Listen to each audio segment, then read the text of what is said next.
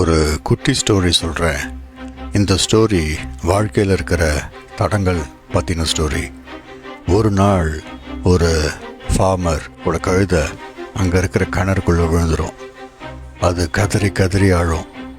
அப்போது அந்த ஃபார்மர் என்ன பண்ணுறதுன்னு யோசிப்பார். அப்போது அந்த ஃபார்மர் மனசுக்குள்ளே சொல்லிப்பார், எப்படியும் இந்த கழுதைக்கு வயசாச்சு, இந்த கிணறு வேற மூடணும். ஸோ எதுக்கு இந்த கழுதையை காப்பாற்றி டைம் வேஸ்ட் பண்ணணும்? அந்த ஊரில் இருக்கிற மக்கள்கிட்ட கூப்பிட்டு இந்த கிணறை மூடுறதுக்கு ஹெல்ப் பண்ணுங்கன்னு சொல்லுவார். அந்த மக்கள் ஓகேன்னு சொல்லி அந்த கிணறை மூட ஹெல்ப் பண்ணுவாங்க. அங்கே இருக்கிற மண்ணை தூக்கி அந்த கிணறுக்குள்ளே போட ஆரம்பிச்சிடுவாங்க.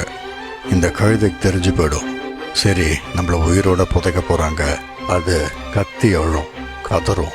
பட் எல்லாருமே காதில் வாங்கிக்காம அந்த மண்ணை தூக்கி போடுறதுலேயே பிஸியாக இருப்பாங்க.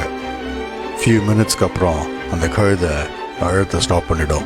உள்ளே குனிஞ்சு பார்க்கறச்சே ஒரு விஷயம் நோட்டீஸ் பண்ணுவாங்க.